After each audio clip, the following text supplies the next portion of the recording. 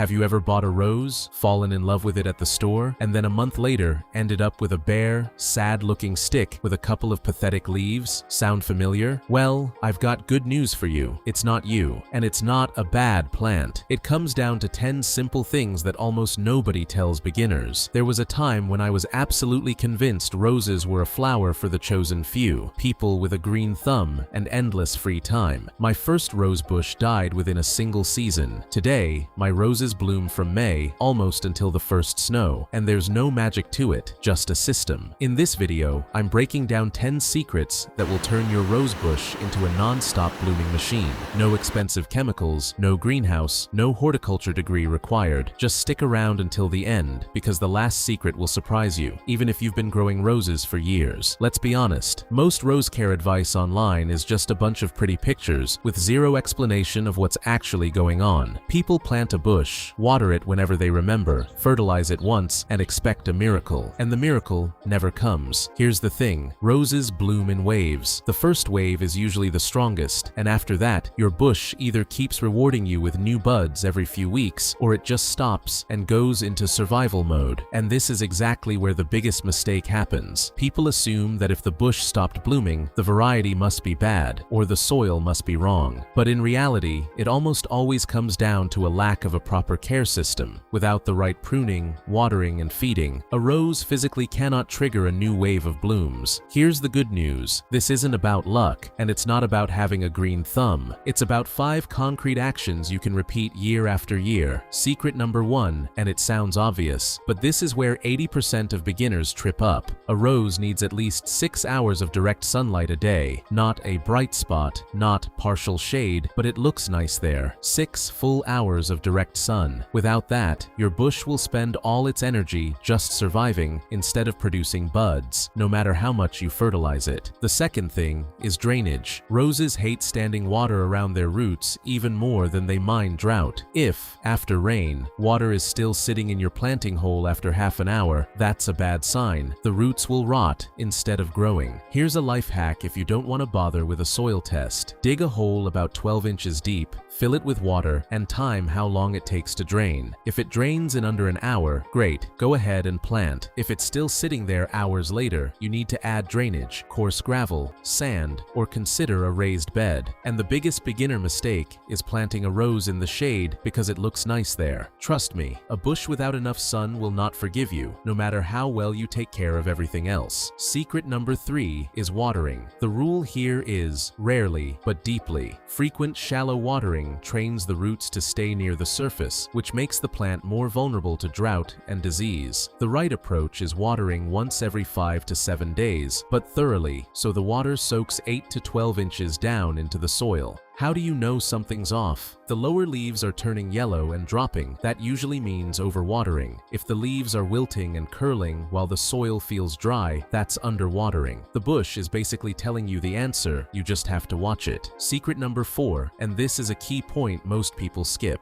A rose needs a different menu at different times of the year. In spring, when the bush is building up green growth, it needs nitrogen. But once budding starts, you need to cut back on nitrogen and switch to potassium and phosphorus, because those are what actually drive the quantity and quality of the blooms. Here's a simple formula for beginners. Early spring, nitrogen fertilizer for growth. Early summer and after every blooming wave, potassium phosphorus fertilizer for new buds. In fall, stop feeding completely so the bush can prepare for winter. And now, the secret that changes everything. Pruning isn't about keeping the bush looking neat. It's a direct signal to the rose. Keep growing, put out new buds. Without pruning, the bush physically doesn't get the message that it's time to start a new blooming wave. The first technique you need to master is deadheading, removing spent blooms. As soon as a flower fades, cut it off along with the stem, down to the first outward-facing set of 5 leaves. This is genuinely the #1 secret to continuous blooming all summer. The bush stops wasting energy on producing seeds and redirects it into new buds. The second technique is the mainspring pruning. Don't be afraid to cut hard, trim back by 1/3 third or even by half, leaving 3 to 5 strong canes. Make your cut at a 45-degree angle, just above an outward-facing bud, so the bush grows outward instead of into itself. The biggest fear beginners have is, what if I ruin the bush by cutting too much? Relax. Roses are surprisingly tough, and under-pruning is far more damaging to them than cutting too hard. Secret number 7. Prevention is always cheaper and easier than treatment. Give your bushes good airflow, don't crowd them together, and regularly thin out the center of the plant, and water at the base of the plant, not over the leaves. Wet leaves sitting in the sun are basically an invitation for powdery mildew and black spot. Secret number 8 is learning to catch problems early. A white powdery coating on young leaves.